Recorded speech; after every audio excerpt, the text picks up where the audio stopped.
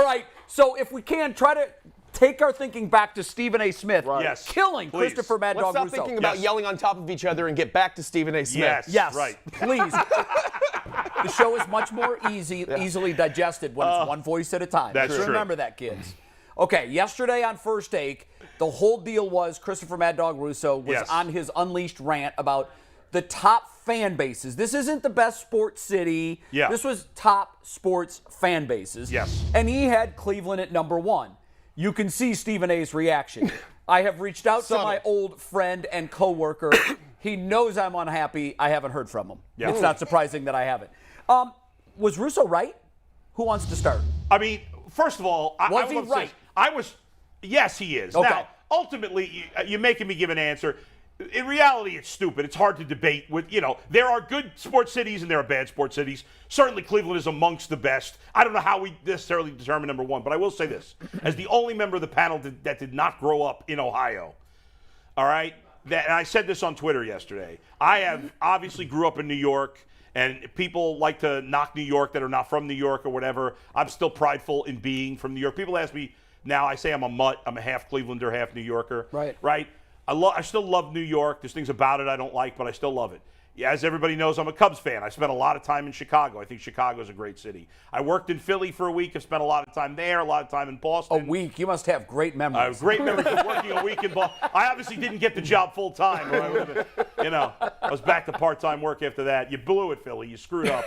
Not You got all this. Not uncommon for that company. But Cleveland, without a doubt, I will say this, of any place I've spent any kind of time at all, what stands out more than compared to Chicago, New York, Philly, Boston, which are all great sports cities, right? They all belong on the list. The entire list was great. Right? What stands out, it stood out to me from almost the moment I moved here, is that there is at least mild interest from, I feel like, I'm probably not exactly accurate, but there's at least mild interest in sports from what feels like 99% of the fan base. Probably a little lower than that of the city. Sure. I've lived here 11 years. I think I've met 4 people in 11 years that have no interest in sports, and one is Steve, our director. Right? Hey, Steve, we love you, buddy. Steve don't like sports at all. I'm not exaggerating. I think I have met 4 people in 11 years. Yeah. As great a sports town as New York, Chicago, Philly, Boston, all these places are, now obviously they're bigger cities. Sure. But you will meet a ton of people that don't care about sports. Right. A ton. In terms of percentage of the people that care about sports, I find it hard to believe that you are going to find a city, I shouldn't even say city, an area, Northeast Ohio. Yeah. And probably even a state, Ohio, period, where you're going to find a higher percentage of people that care, because people's identity to some degree in this area are tied into the teams, especially the Browns. But your identity, who you are, how you look at yourself, how you feel about yourself is tied into the teams more than any place I've ever been, and it's not close. Now, there's cities that I think are similar to Cleveland that I don't know as well, so maybe it's not fair. Other Midwestern medium-sized cities, so maybe it's not a completely fair comparison. But of the cities I've spent any significant time in, that stands out. And the idea that people say, well, there hasn't been a lot of winning, well, you can't hold that against the fans. No, I think that works in our favor. Exactly. We're still coming back, and we haven't won anything. Yeah, Right, now it's fair to Except for criticize the 16 championship. Fair to criticize recent attendance for the Guardians. Yep. Maybe not now, but the team has overall been really good. Sure. And attendance has never lived up to Why what it not should now? Check this for me. I think they're second to last in the I'm on it. Give me 1 sec. Okay, I believe I think they're 27th or somewhere in the very bottom of the. But I think you could be more critical of 16, 17, 18, where the when they attendance were was. really good, Right, when they were World Series contenders. So they're 26th, which is fourth Right, from the which bottom. is still not good. That's the one thing you could be critical of. That's the one, obviously Cubs fans took over the ballpark for the World Series. But in fairness, I think Cubs fans would have taken over almost every stadium, considering how big a fan base they have. StubHub. I have thoughts on that. I'll hold it. Yeah. Mike, we're homers. Okay, we're all Stunned me invested that in Russo said it, though, because he and I don't is agree on strange. much. No, Russo, I can tell you, is genuinely impressed with the Cleveland fan base. Yeah, no doubt. I met him once. He was on Cold Pizza. He was writing a book. Yeah. And he sat down and he goes, "You're a big Clevelander, right? Big Clevelander." Yeah, he's nuts. I said, "I am. Yeah, I am." He must have had a really good experience here or something. Well, you know what? He said, tell me about the 54 tribe. Tell me, what do you got? And I said, well, they didn't lose 3 games in a row the entire season, and they were swept in the World Series. And so I was going on and on, and he was blown away that someone who wasn't even born, not even close to being born in 54. Well, he ran into the right psycho, didn't he? Yeah, he did. But he said, he goes, you know what, that falls in line with my experience with all Cleveland fans. You guys know the history, even though it's brutal and ugly, you know it, and you love your teams like no other city. So I knew that about Chris. He's a savant 15 for years ago. too. Oh, he is. So that's why he appreciated that. Yeah. Memory when it comes to baseball. A couple of things. Obviously, we're homers, so of course that was the right call. I do like seeing the national recognition. Of course, it's always fun to watch Stephen A. Smith meltdown, although it was just so predictable and loud. Yes, and I'm watching that, and then who else? The other commentator got involved, and she started yelling too. So now they're all screaming on top of each other, and I'm like, this isn't Molly Carroll. All right, and I'm like, and this is she's sitting in my old seat. I should know her name. People just watch this this like pro wrestling like thing where they just all scream at each other. That seems very. I can't imagine sitting through that. Who would scream? That's I know, crazy. exactly. Screaming? Mike, try sitting through that for 10 years. Yeah. No, oh God. I have I can imagine. a partial hearing loss in both But the reason ears. that I think that you can make argument, a couple of reasons you can make arguments for Cleveland is one of them is Bull's correct. Everybody here knows about the sports teams, and the important word that you used was cares.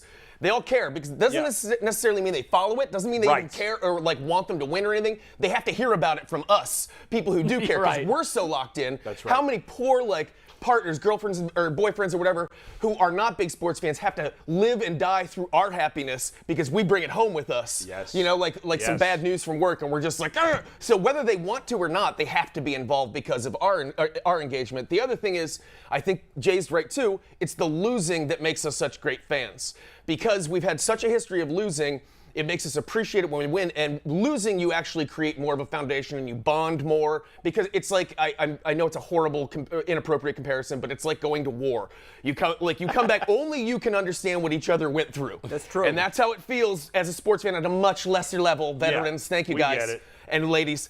So, but that's the comparison, is that I think that because we suffer, like Boston fans, they've had so much success. New York fans, there's so much more to do there. They've had so much consistent success. It's hard to appreciate it when you actually do get those good things, and that's why we get so excited, and I think that's what bonds us all. I think you hit the nail on the head. Thanks. I'm going to go, guys. No, please don't leave. Oh, all right, we I'll need stick you around. G. Bush, is he right? Of course he's right. Wow. And Bull was right, and Mad Dog was right. Everybody is right on this, and there's only really a couple of teams or a couple places that could even stand up to this, right? So you look at Green Bay, right? You guys like the Packers, but you really don't show no love to the Brewers, right? You go around and you look at some of these other teams, like you talked about in New York. Well, they're not theirs, though. Yeah. I mean, you talk about New York, right? New York, they don't like the Rangers. People don't check it for the Islanders. They weren't checking for the New Jersey They care Devils. about the Rangers. They don't care about the Islanders. Islanders and Devils are like afterthoughts. Afterthought. So every city has some different places that they really don't care about. What makes the Browns in this area big is there are people, when they leave here, they don't give it up. And I'm talking about they go to big cities. They go to San Francisco. They go to Texas. They go to Miami. They never leave it. They still continue to support the team. They still continue to find these bars. They continue to find other people in conversation like, hey, this a Browns backer place? Where can we watch this? Where can we watch this? And only in no one other team can say this, right? If the Cleveland Browns win a Super Bowl, it will be the biggest Super Bowl in the history of the NFL. It's undisputable. You'll have parades in London. You'll have parades in Paris. You'll have parades in South America.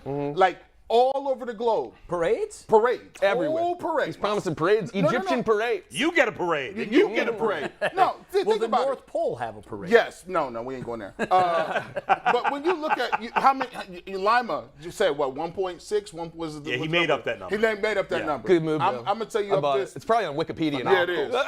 Great move. Yeah.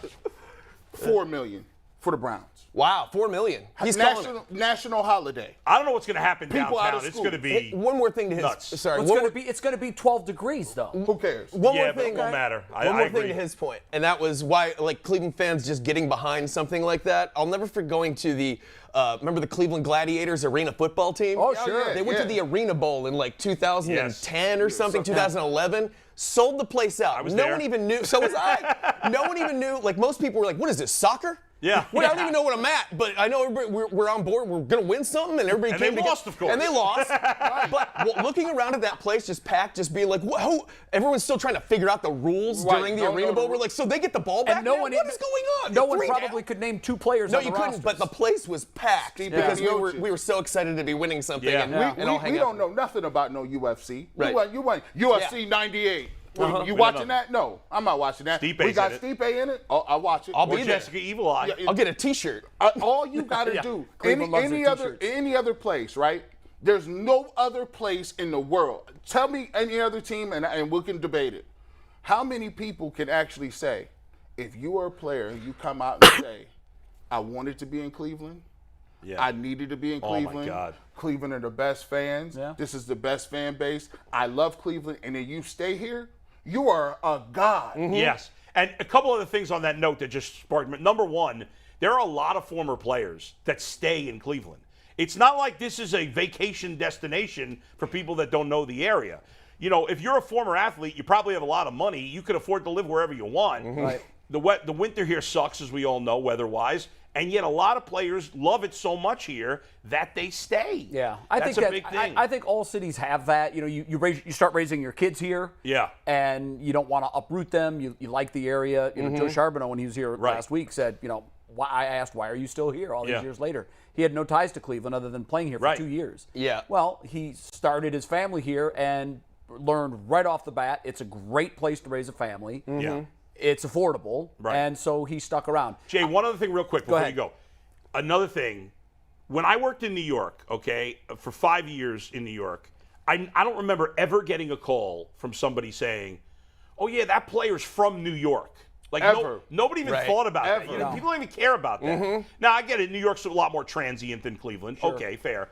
But here, that's such a big deal. That's if huge. you're a player from Ohio, even when it shouldn't be, like Bernie. Yeah. I mean, Bernie wasn't even from We'll Cleveland. overdraft He was you. from Youngstown. Even but- when they hired Chud, right? Remember Chud? Yes. Like, people were excited. He's from here. He ate dog biscuits in the dog pound. Yeah. People thought he was going to be a great coach because he was from here. We drafted Brian Robisky because of it. Brian Brian Hoyer. Hoyer. Brian I know. Hoyer. Joe Jaravicius sat in this chair and said, man, when I was driving to the stadium, I drove past the Muni lot and saw people with my jersey on, and I damn near broke down and cried. And he said he did because cry. he was from He here. said he started Yeah. crying. And dudes It were watching means- that crying all I know over they were. Medina. Hell, I was sitting here practically I'm like, crying. damn, that's big time. That's like a scene you see in a movie. Yeah. Where the player's driving by the fans and Yep. he looks over and literally It just means moved more to here. Michigan. Okay, before we Yeah. move on, I'll just Yeah. throw this out there. And it's not going to be popular, but it needs to be said.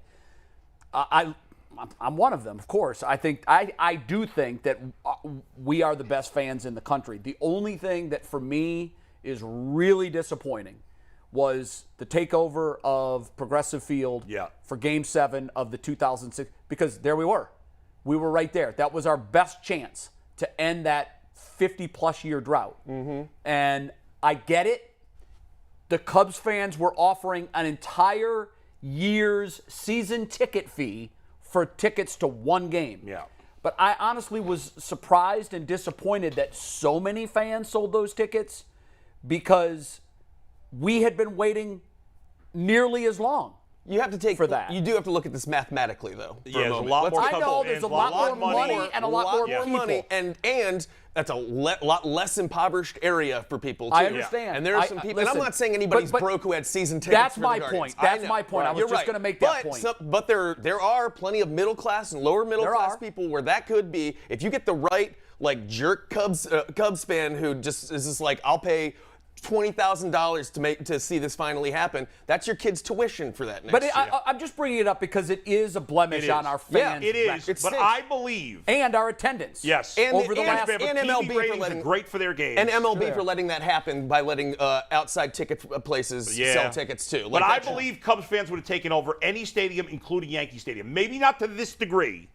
But I don't know even that Yankee Stadium. I don't think they would have taken over Yankee Stadium. I was at a Cubs game at Yankee Stadium regular season, and there were an absurd amount of Cubs fans. Of course, because that's an event too. Yeah. And to the Yankees fans, it wasn't. Yeah, but how many Yankees titles fans do the are Yankees loyal. and how many won so titles much. do they have? I get that. I understand that. But I know how much that 2016 World Series would have meant to me personally. And I was just surprised when the game ended after the final out. all the Cubs fans descended down to the field level rows. Yeah. And I was absolutely It was awful. Stunned. Yep. How many Cubs fans were in our stadium celebrating our World I'm Series. so glad I was too drunk at that point to realize. I wish I had. I wish the Guardians would have won one year and the Cubs would have won the other. That would have been better for me. They were and the everybody. Indians, then. You can call them the Indians. If they had played any other team but the Cubs, I think it wouldn't have been anywhere close to that. that But was sick. unfortunately, Possibly. We'll by the way, I passed up a chance to go to Game 7 because I did. Man. Why? Because you're a Cubs fan and you didn't want to Because I'm a Cubs fan and I didn't want to celebrate if they won in front of. That's like the classiest thing I've ever heard in my life. That would have been an L for Bull. That would have been an L. No, it would have been very, very bad for you. Yeah, you could have worn like a hat and hid in the back like I just that. didn't want to do that. No, I didn't want that's to do smart. that. Cool. Smart guy.